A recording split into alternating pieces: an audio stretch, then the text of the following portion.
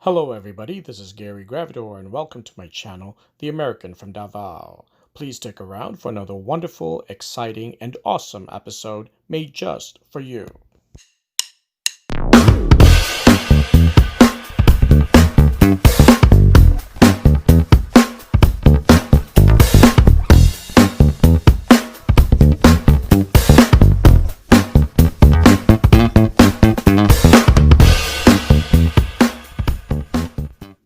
Hello again everybody and thank you very much for tuning in. And if you're new to this channel, then please don't forget to hit the like and subscribe buttons below as well as the notification bell so you don't miss any of the future episodes and activities here. Also, please don't forget to comment and share when you're done viewing this episode. Well, guess what friends? I'm taking you for another tour right here in Manhattan to learn about one of my city's big kept secrets. This is New York City's Roosevelt Island.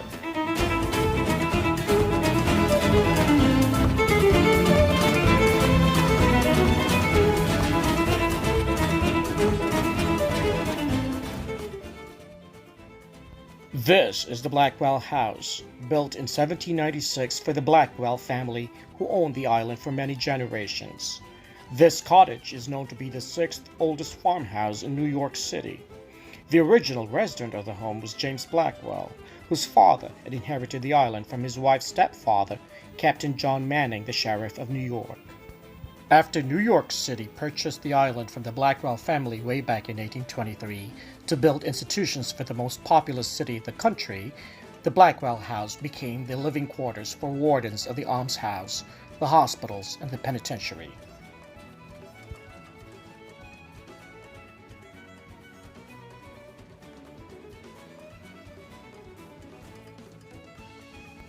This is the Chapel of the Good Shepherd, a historic Episcopal church designed by architect Frederick Clark Withers and built in 1888.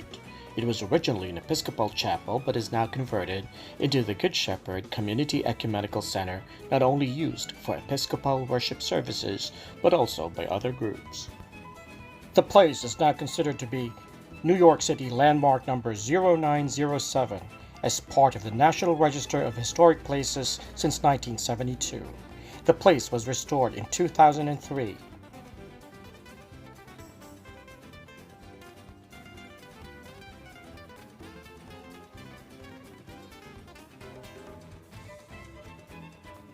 This is the Tony Capobianco Field, located at the terminus of the Roosevelt Island Bridge. This park on the banks of the East River comprises athletic facilities, a playground, and mature trees while providing dramatic views of Queens. This is the Roosevelt Island School, or the PSIS 217, considered to be one of the highly rated public middle schools here in New York City. Now, you might be wondering where to park your vehicle when you come to visit this island. Well, worry not, because the answer is here. This is the Motorgate Garage, where the hourly rate is $8 and the daily rate is $24.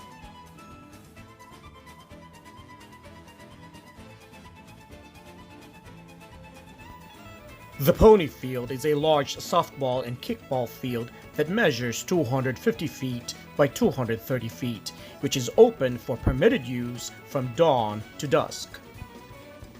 This is the Octagon, built in 1834 and designed by Alexander Jackson Davis, which was built as part of the New York City Lunatic Asylum.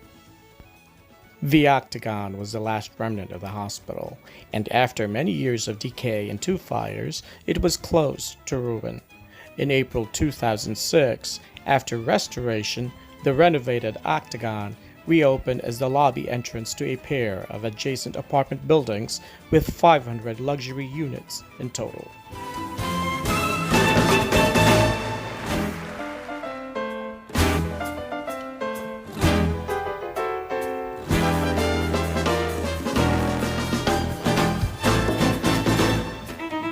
The Kohler Rehabilitation and Nursing Care Center is a large long-term care facility with 815 certified Medicare and Medicaid beds.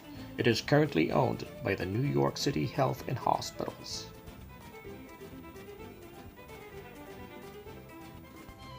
This is the New York Public Library, a product of the project that Dorothy and Herman Reed of Forest Hills, Queens started when they retired to Roosevelt Island in 1976 and made it their goal to create a community library.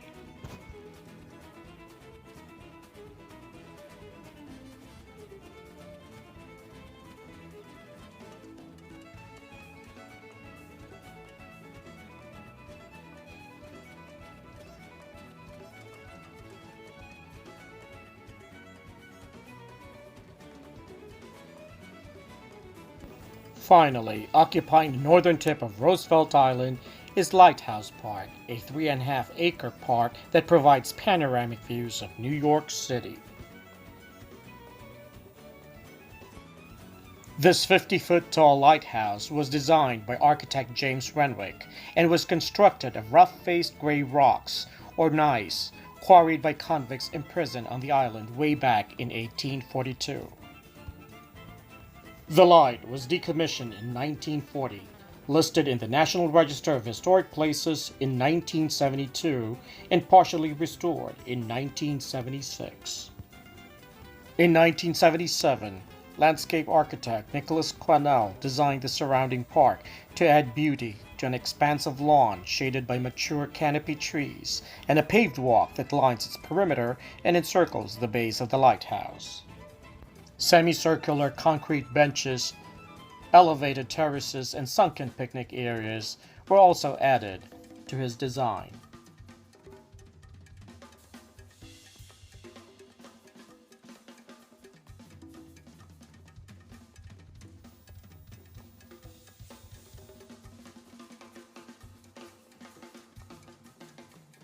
Coming over to Roosevelt Island only costs $2.75 per person when you take the MTA Subway F line or the tram using the MetroCard from MTA.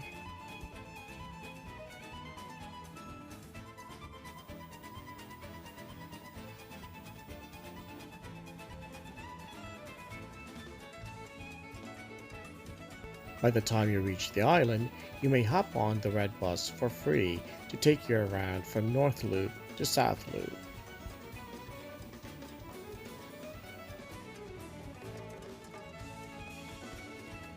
You don't necessarily have to pack your own food or snacks because the island is a supermarket with a wide selection of food items to choose from. The island also has a lot of cafes, restaurants, and delicatessens. Well, I guess that's it for now, guys. Thank you very much for tuning in and for watching this episode. In the meantime, please take good care of yourselves, stay healthy, and pray always. Que Dios te bendiga. Gracias a todos.